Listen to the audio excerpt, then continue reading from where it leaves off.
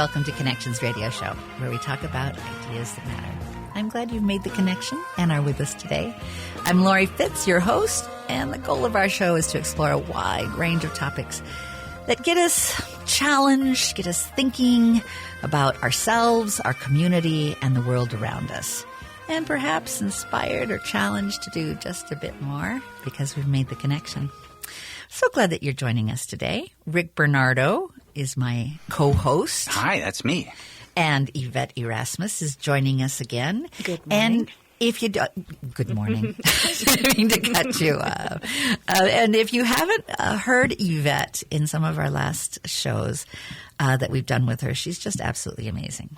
She has a background in Master's of Science, clinical psychology, a doctorate of clinical psychology. But what she does is just blend it all together. And she's very down to earth and very creative and gets us thinking about our communication, our relationship skills, and helps us and supports us in thinking about how to embrace authenticity, how to become more empowered.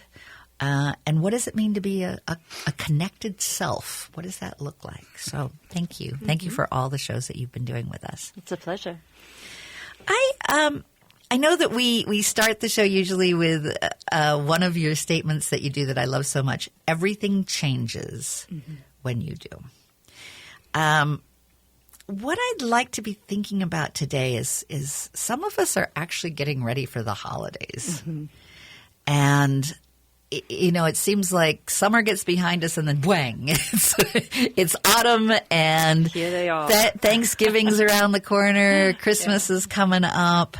And there are stories in our head about what that all means. There are stories from our childhood of what those holidays meant.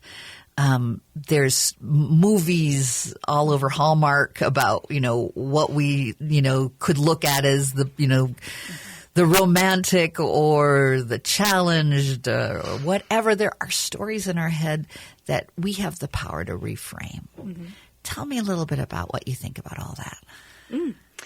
Well, I mean, we are the sum of our experiences, aren't we? Like everything that we've been through in life sort of collects in our unconscious and then shows up in the present moment.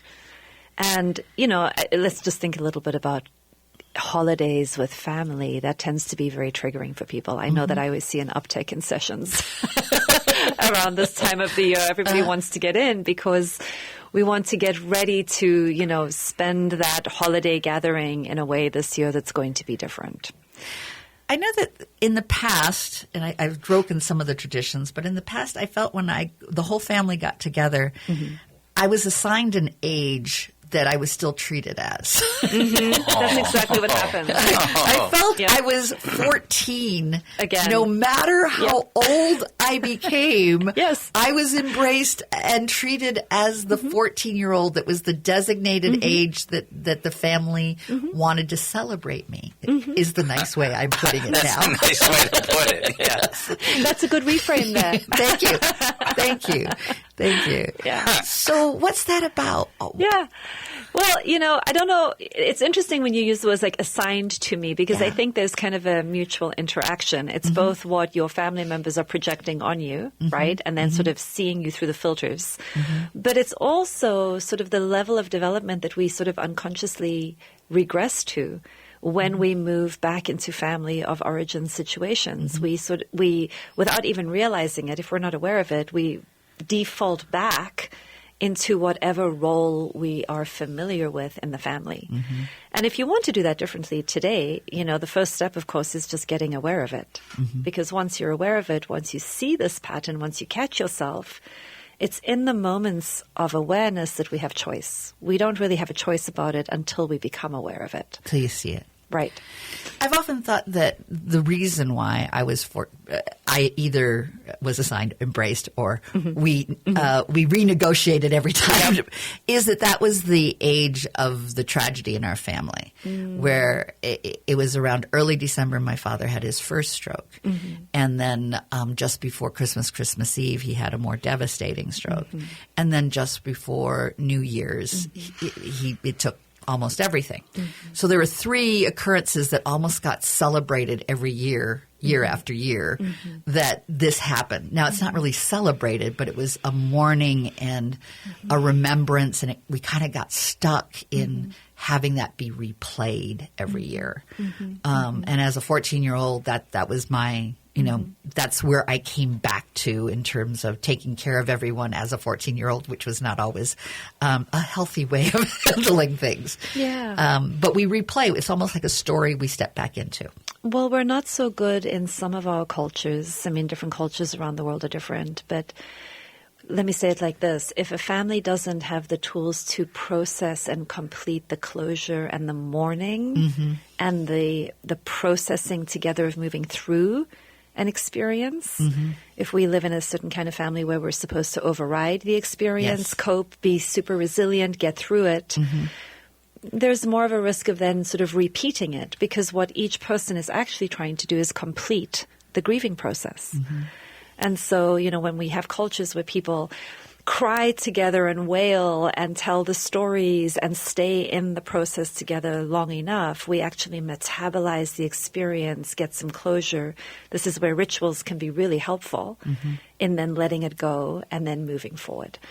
And when we don't really do that emotional work in situations like that, or in families or in our personal lives, then we tend to sort of reenact it, because there's unresolved emotional work that is still trying to complete. And sometimes the pressure or the storyline of the holidays are to be happy. So we just want to be happy, but we're not holding both joy and pain together. We're not. We're trying to perform happy. That's right. That's right. So when we don't work with life as it's emerging because we have a different agenda, and then we put life on its own terms on hold so that we can try to fabricate some different experience that we think we're supposed to having, then these are the things that we'll keep revisiting. And we experience them as we're getting stuck in something. When actually, if you're talking about reframing, if you don't think of it as getting stuck, and you instead go, oh, there's a repeating pattern, let me lean into it. Let me actually fully feel what wants to come up this time. Let me find out what it is that is still trying to move through me, and let me get out of the way. Then we actually begin completing experiences. And if we can do that together in a family, it's very bonding. It actually creates a lot of connection and togetherness and closure. What happens in that family if there are some that are looking to go through it, and another doesn't recognize the pattern yet and is still dealing with anger? Because it's the systems, right? How does the system all function together to heal if not everyone is ready for that? What does that look like? Well, we meet people where they're at, and we never force anybody. This would be my advice anyway. Never force anybody to go somewhere that they're not ready to go. But back to the idea that everything changes when we do. If I, as an individual, show up in my family with a different consciousness and a different ability to relax around feelings and a presence and a willingness to be with whatever is showing up, and I've done my own work of not trying to project some sort of a template onto how and who everybody should be, then the way that I'm showing up in that family system is going to ripple out and impact other people. Now, we don't know what the impact is. If somebody doesn't want to get more emotionally aware, it might create a lot of distress and a lot of ripples that feel very disorganizing to the same patterns that everybody else is wanting to stay in. And then we want to learn how to tolerate the discomfort if that's important to us. And sometimes it brings an opening where if I'm willing to sit with my feelings and bring a certain kind of presence, other people also settle into that because they've been longing for the same thing. But we don't really know. Right. And it doesn't really matter. You do your own work, you figure out what it is that's good for you, and you bring a connected and loving and present self, and then you let go of the outcome. You find out how people are going to react to that, and then you get more data. And then with that data, you can make adaptations or not. That's right. Depending. It's all about being in that moment, isn't it? It is, and it's also about dropping the agenda that other people have to be happy or it's our responsibility to exactly, yeah, or whatever it is. We just begin, if you think about, if you want to do your holidays differently this year, set an intention to just go in and gather data. Just Be a scientist. be a scientist. Just go in and say, I'm going to really feel into what it feels like to be around all of my family members today in my present moment self. And I'm not going to do anything about it. I'm just going to gather the data. So you're sitting there and you're feeling some kind of discomfort. Yeah. What's a question you ask yourself when you're feeling that discomfort? We might not know exactly what that discomfort means. Just noticing. The very first question is, am I willing to be uncomfortable right now? Is it okay that this is uncomfortable? Can I sit with my own discomfort without doing anything about it right now? That would be the first thing. Wow. Yeah. Can I relax into the discomfort? This is uncomfortable. It's good to know that. When I'm talking to XYZ family member, I'm noticing a particular kind of discomfort in me. What is it? Is it fear? Is it anger? Is it bracing? Is it disgust? Is it disappointment? Is it sadness? What is the nature of the discomfort? Mm-hmm. That is so great, because a lot of the times when something like that comes up for me, I have this joke that it's like, I'm not in denial. I just don't want to talk about it or think about it. Yeah. But I'm in denial. I mean, I just kind of don't want to go there because it's uncomfortable. But if I can just even a little bit, there's something that can begin to unravel, and I can look at that. And I also remember, speaking of unraveling, John Bradshaw used to have this mobile. He would, and it's like families are like that. You touch one of them and they all Everything jingle and ripples. jangle. Yeah. You know? Yep, exactly. I thought that was a wonderful metaphor, and that allowed me, for example, I'm the eldest of 3 kids, and at some point I was able to say with my family, I felt like I was responsible for everything. And now my dad will joke, well, Ricky was expected to be 21 when he's 3 years old. And they know that now. That's such a gift, because in the intervening decades, I get to be a child and be goofy comedy and do music and play and all that way more than I would if I stayed in that role or didn't. And they've been really good with me with that. So, but that's such a gift to be able to just say that to them and go, I can't be all of that all of the time, you know. When did you recognize that was the story? I think it was after one of my acting out or just journeys is like leaving home. There were some things that happened where between feeling responsible and when parents are just in their young 20s, they don't know what they're doing to raise. And so I had the thought, now I can look back and go, these people are crazy. I got to leave. And it's not really literally true, but when I went to college and I did not live at home anymore, I started to have a different perspective. And that led to all of these different conversations I had with other family. In our next segment, I'd like to explore the fighting less. Because there can be a lot of tensions at the holidays because we do have expectations.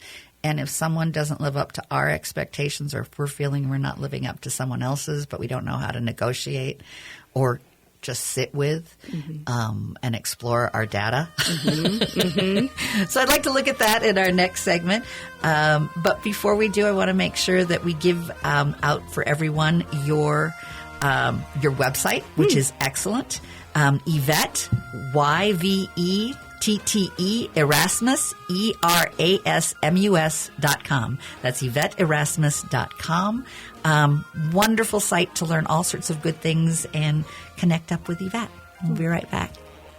Welcome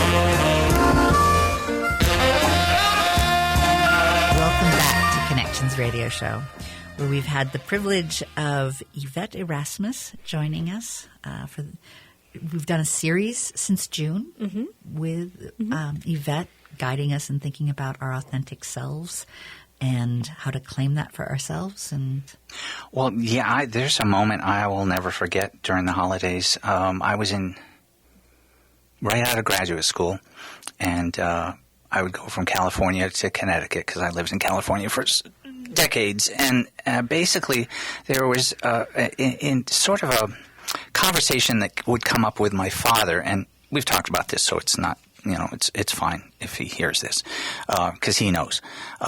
But he would worry about me, like I didn't have a track in my life.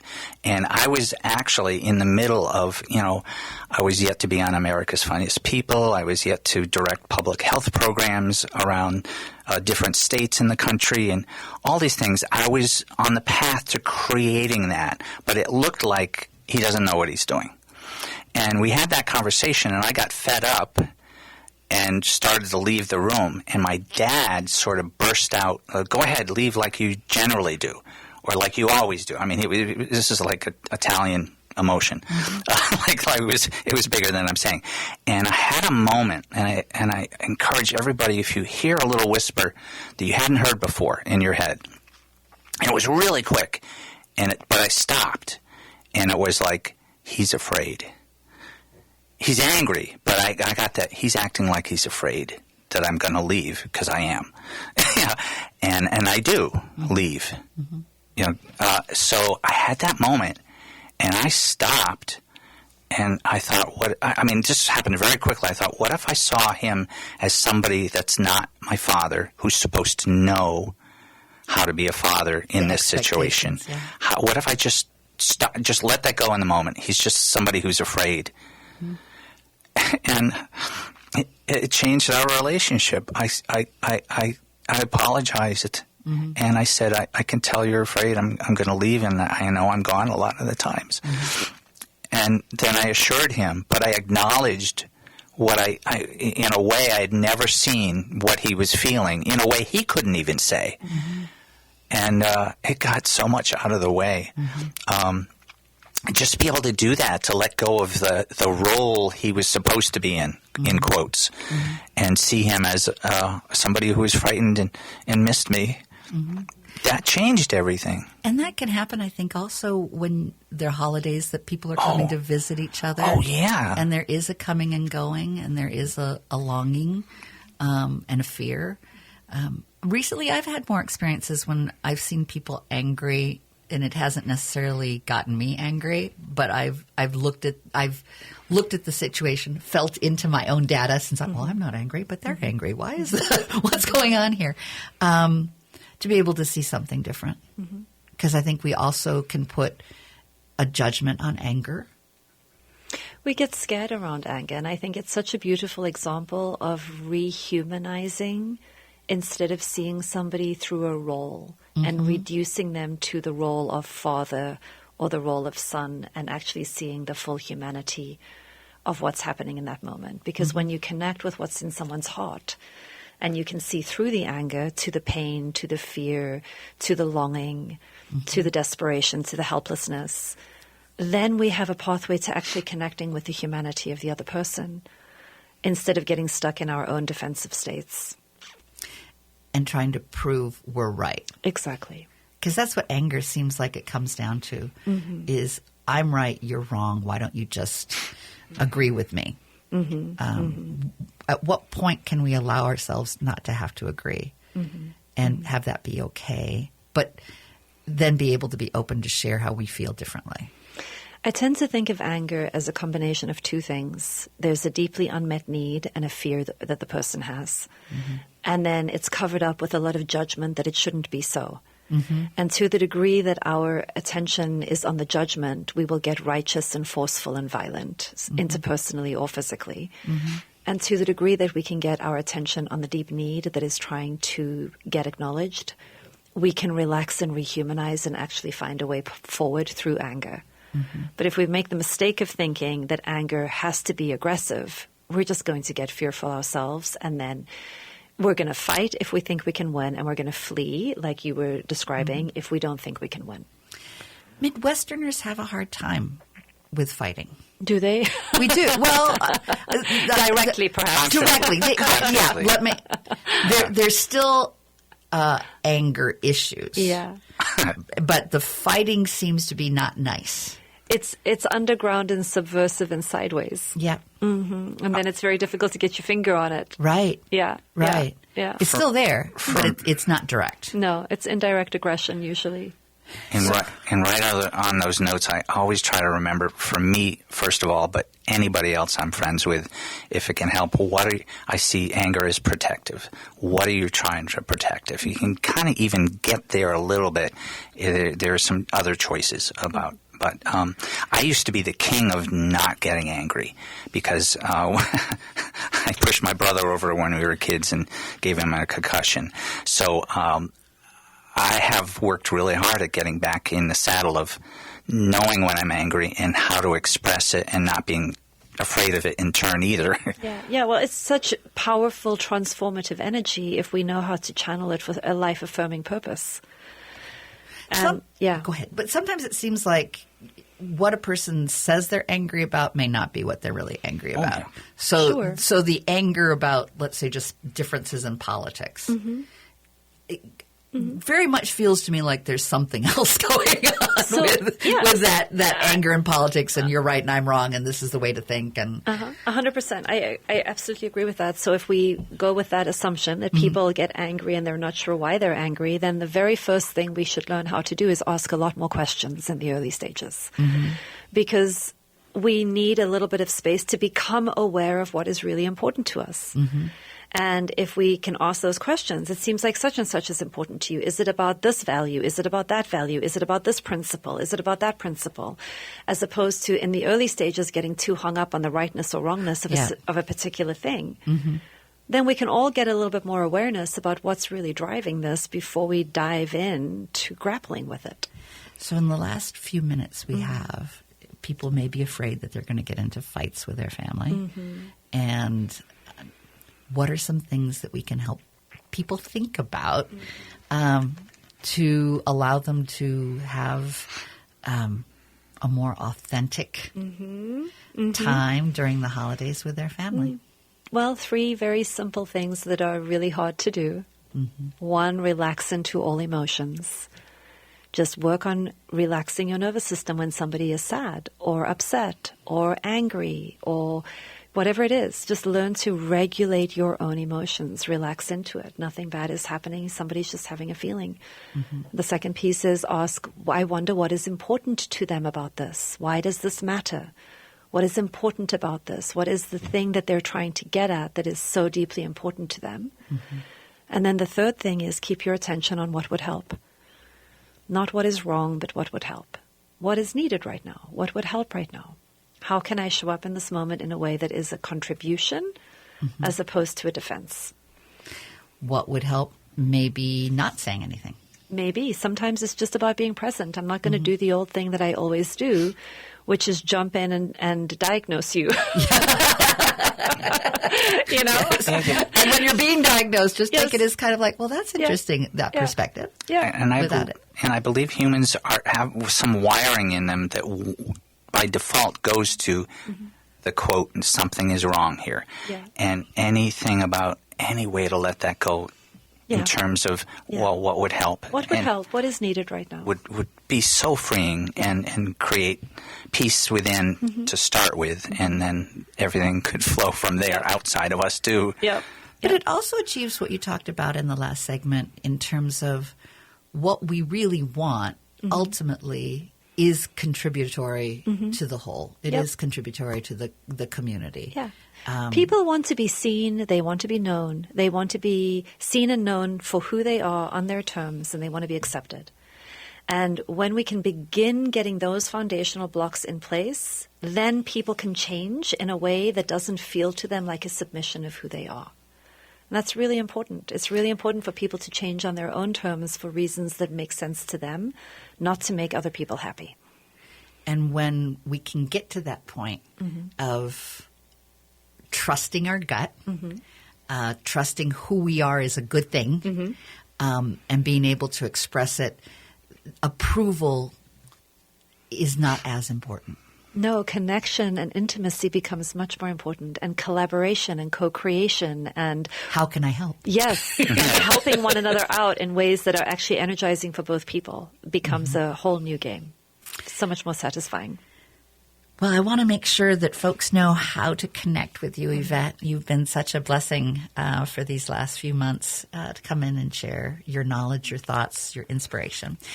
So to find out more about Yvette, you can go to her website, which is YvetteErasmus.com, but I'm going to spell it for you. YvetteErasmus.com. And at that website, she has videos, she has thoughts, she has ways to connect, and you've got a podcast. I do. Do I have share a about that podcast. Conversations from the Heart.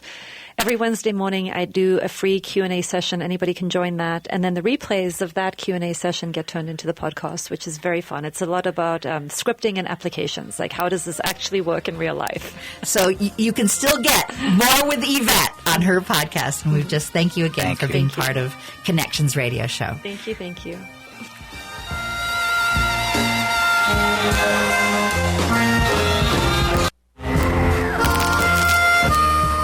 Welcome back to Connections Radio Show, where we talk about ideas that matter.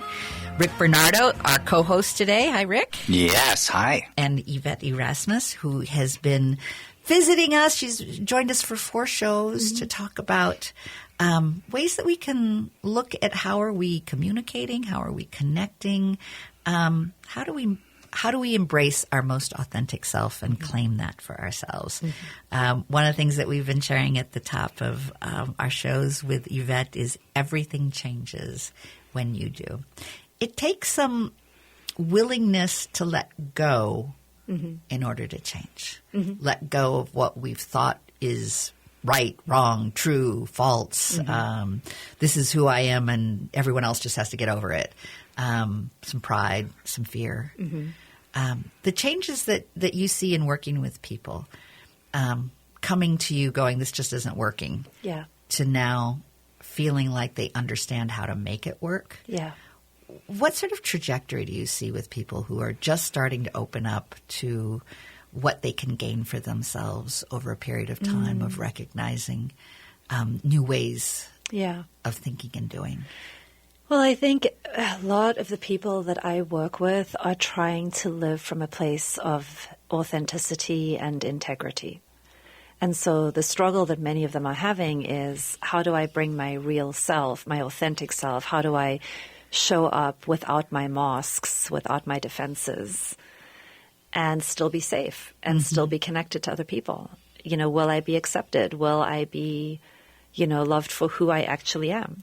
And not the role I'm performing. And not the performative role that I've learned, to, and it's important for us to be able to perform in certain ways in certain situations. But I think a lot of the journey for the people that I work with is the reclaiming of myself and staying connected to the people that I love. Some of the work has been inspired by peace. Yes. Tell me about that. By peacemaking. Well, we begin making peace with ourselves. And that journey is being able to see the difference between my socialized self, the self that my adaptive self, the self that I needed to develop in order to stay safe in whatever family of origin, cultural context I grew up in. And then that authentic, deeper inner voice that is a little countercultural and a little bit scary, but also very, very compelling. And so the first journey of peacemaking is really understanding myself and reconnecting to myself, my feelings, my needs, owning my stories, owning my meaning-making system, telling the story of how I came to be who I experience myself as now, and then learning to see what's good about that, because we live in cultures where we have so much indoctrination into pathologizing ourselves and seeing what's wrong with ourselves, that's a big piece of the first piece of unraveling and undoing, is actually reclaiming what's good about that. So often I hear people, I just want to have it be on my own terms, that I feel like the world's around me, but what are my terms? Yeah. Is that part of that journey, is exploring what your, quote unquote terms are? Yeah. So it is for some people. You know, like I would say there's two big moves that we make. Either we're bringing ourselves up from shame and we're reclaiming ourselves like, I want my truth. I need to bring me back online. Right. Because my pattern of adaptations were self-negating. I think I'm bad and everybody else is good. So I keep submitting to everybody else. I keep going away to make everybody else happy. So people who have that style of defense, it's very much about bringing myself back online. But the other way that people can go is into grandiosity. And I'm just better than everyone else. And everybody else has to change and be like me. And I don't understand what the problem is. You're all the problem. I'm fine. And if that's the adaptation, it's the other way around. Then what I'm really learning to do is bring myself back down into shared humanity. And the kind of humility that isn't like shame-based or humiliation-based, but the kind of humility that allows you to just connect with other imperfect, messy humans and be allowed to be part of the human race and not have to be so special, so extraordinary, so superhuman all the time. Or along those lines, that same grandiosity can sometimes lead to permission for a whole group of people to be better than another group. And a whole grandiosity in terms of, well, everyone else is just stupid. Exactly. So this is a kind of an arrogance and superiority that is deeply fragmenting and not really helpful. And actually people, you know, yes, you have your people who are just like you, but it's a very lonely position to be in existentially. Because we're interdependent. We're actually wired for interdependence and ecological connected relationships with one another. And if we start fragmenting that out, it gets very, very lonely over time. Fragmenting and dismissing. That's the Beautiful. hard part. I agree. And speaking of which, when you said the word terms, in ethics, especially business ethics, terms very often means something very limited, which is very imprisoning for everybody. So it means something measurable, commodified, time-based. All of those things are good to measure certain things, but as I often will tell my classes, it can be like looking at a beautiful sunset through a straw. And you'll miss most wisdom traditions and healthy families even know that the important things aren't always measurable. They are about our relationships and our dependence and, you know, deeper sacred elements. I think that's part of the frustration that people come up with and why they want change. You know, and as we get older, especially, we start to look at, well, what does it mean? You know, there's a lot of doing. And we've done a lot of doing for the last X number of years. So has there been a purpose or not? What does that mean? How do we do that self? And do I want to continue in this same storyline? Do I want to continue when it's not feeling like it's working? And, you know, whenever somebody is asking that question, there's a vision that is trying to emerge inside of them of a better way. And I think another piece of it is really giving some time and attention to what is it that you're imagining would be better? What are you longing for in this family system? What kind of relationships are you actually longing for?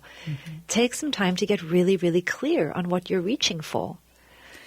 It's interesting. We don't really ask ourselves enough or ask each other what we want. Yes. What do you want? Yes. It seems like such a simple question, but you can get wrapped up on an idea or this is what needs to happen and not just really step back to what you do when you're a kid of knowing what you want. Kids know what they want, and which is great and priceless. When did we stop giving ourselves permission to want something? When grown-ups said you can't have what you want. That's when that happened. You have to put your wants away. This is not the time. You have to be in school. You want to play, you don't get to play. You want to eat, it's not time to eat. You want to sleep, it's not time to sleep. Like, we get a lot of training early on, some of us do, that what we want in that moment is actually not what's important. What's important is behaving in compliant ways to authority figures and being obedient and easy. Talk about being uncomfortable. I mean, really, that's another version of if I want something, I'm trying to get, well, I am much better at wanting things, but that's different than am I going to get it and expecting it. But, you know, there's certain things I I want to see wonderful things for other people. It's great to want that. I like that. I can't fix it all, though. There's an example. But sometimes it's even more selfish. I want to go to Italy. I want to do them. So Is that selfish? I don't think it's either or. Again, this is a heartfelt ethics question. Sometimes it will serve other people and me at the same time. That's what I want to go for. But I don't think it's something about me, but it's also about a lot of other people, my family, my ancestors. And so anyway, I like the crossroads where our own deepest joys, and I say deepest, it doesn't have to be, I want candy today, and the world's needs might meet. I think that's a wonderful place to kind of focus on. Just anyway. I look at things like, what do I want? And then, is that enough, what I want? Or is it too much? And is there a way to look at wants differently as we've gotten older and we've got these experiences? Well, I like going back to Dr. Marshall Rosenberg's ideas of universal human needs, the intrinsic motivators that help us survive and thrive.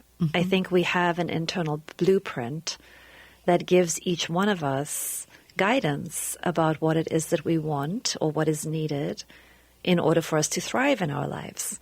And I think being mammals, we are wired in that blueprint to what you were saying, Rick, for the things that we actually genuinely want to also be things that serve other people. I do think that when I live into my fullest purpose, that is a contribution to my communities. And when I don't heal my pain or I don't achieve what it is that I'm meant to do, that I'm taking something away from my communities, that these things are not as separable as a part of us might think, And if we've been nurtured in a culture of individualism. And competitiveness. Where your gain is my loss, right. That is a problematic mindset. Instead of your gain is our gain. Exactly. Which is a much more interdependent way of thinking about it. Like the tide rises, lifts up all boats, right? Yep. That's a much better way than if one boat goes up, all the other boats go down. No, it doesn't have to be that way. Or the pie, if you take a piece of pie, there's less pie instead of making a bigger pie. Yes. There's an abundance to that pie. Lots of flour, lots of fruit. We can do this. Yeah, exactly. Which gets to another subject that I hoped that we'd be able to get to, and that's flourish. I think we all want to flourish. Yep. I mean, it sounds good. But we don't always know what flourishing means. And we don't always recognize when we are flourishing. What for you in your studies as well as working with people, what allows a person to flourish? The more they trust themselves. That's what it comes down to over and over again. And the things that disconnect us from self-trust have to do with the ways in which we've been oppressed, repressed, and traumatized. So the self-trust piece is really learning to cue into the wisdom of your own system, which can be very difficult for people who have learned that they are inherently bad or wrong or flawed, and therefore they are untrustworthy, and therefore they outsource their wisdom to any external authority. So they don't trust their gut. Nope. And they look to others for approval. And if what they're doing gets approval, then that is what they're going to do. And it doesn't matter if it's self-sabotaging or self-negating. That's the thing they're going to do to, quote unquote, stay safe in their relationships with other people. And that's a very individual and deep, long journey for a lot of people. But this idea of learning to trust what you want, learning to trust the motivations that are rising inside of you, learning how to feel all of the feelings of your life, which is part of your internal guidance system, without being a slave to your feelings. You're not just going to always look for comfort. I'm not talking about the comfort junkie kind of, approach of I have to feel good all the time. The emotional intelligence piece there is the ability to feel every feeling and then connect that feeling to the need that wants to be met. So if I'm feeling sad, I have a need for mourning. I need to grieve. And then there's a willingness to allow those energies to move through me like the weather so that they can release, so that I can get back into the present moment. Otherwise, we are so full of filters of unprocessed past experiences that we don't have access to wisdom for the present moment because we're still hijacked by memories of the past. It's funny you should say that. It reminds me of when I'd want to take my mom to a movie, and she goes, "Is that a sad movie?" And I'm like, "Well, there might be some sadness. I don't know. Maybe. I don't know." And it was, "I don't want to go to a sad movie." And I'm like, "Well, okay." Yeah. And it was like, "Well, why don't you want to go to a sad movie? I mean, it's just a movie." She goes, "If I start being sad, I'll never stop crying." Oh. I hear that so often. Isn't So that many people interesting? think that. And you know what's so funny is when you start crying, usually it's a minute or two. And sometimes it's 15 minutes. But we're, like, that's pretty much all your body needs. It's really not a forever thing. We're laughing. It's not a light thing, but it is a temporary thing. I mean, yeah. Well, Yeah. to honor ourselves, to allow ourselves to have that fear that we literally, and I think she literally believed that she could not come back Yeah. after starting to cry, Yeah. and how to give anyone that assurance. Yeah. Because I don't think until the very end Yeah. did she ever really let herself cry. Yeah. And then when she did, Yeah. it might have been nice if we'd done it a little earlier. Well, and just a couple of things. Yeah. If you have somebody in your life who is saying that, or if you're one of the people feeling that, my first piece of just counsel to that is don't do it alone. Yeah. Set up some time. I've often said this in the programs that I run, like set aside time every day for crying. You should be crying every day like brushing your teeth. Like That's just wonderful. This ability to just allow feelings to move through and metabolize and process. Let your heart break a little bit every day. And give yourself a minute or two to connect with that experience. And then you can put it away and you can move on with the rest of your life. And if there's some deeply unprocessed stuff, find a good therapist, find a good friend, and just say, I need to create a container where I very intentionally dip into this sadness and I feel it and I move some of it through and then I can put it away and get on with the rest of my day. And I'm just going to make that a daily practice until the weight of it has been metabolized. When you said that this time, this was the first time I've thought about the exercise of heartbreaking Yeah. and being able to allow ourselves to heartbreak allows us also then to reconnect. Yes. If we have not been broken, then we may be holding on by a strand. yeah. And why not just Yeah. let the heart break, Yeah. but then be intentional of how does that then get connected after it's broken? Yeah. What do you need to do that allows you then in that process of allowing it to break? Every time your heart breaks and you come back from it, your heart is stronger and softer and more supple, but it's got a strength. It can hold more from life. Well, But it is a muscle. It is, About, exactly. We No, talk I always- about it being a muscle, but how do we work? I mean, That's that's a right. wonderful exercise to think about in terms of to exercise that muscle. Yeah, Allow I yourself like to embrace that heartbreak every day. The alternative is that you get brittle and rigid. And I see- inflexible. and it feels to me that becomes very thin. Yes. It becomes a very thin stretch and just holding on so that you won't. Yes. But when you do get brittle and you do like smash that fragile thing, Yeah. you can make a really cool mosaic. Yeah. In the spirit of nothing is ever wrong. That's right. You're going to find something good in everything. Yes. Yeah. Very cool mosaic. And we're going to leave this segment with thinking about how to reconnect our heart into a mosaic that is much more strong and maybe has a new story to it. And we'll be back to spend more time with Yvette as she guides us to think in new ways and embrace who we are. That allows us to grow in strength and power and community. We'll be right back.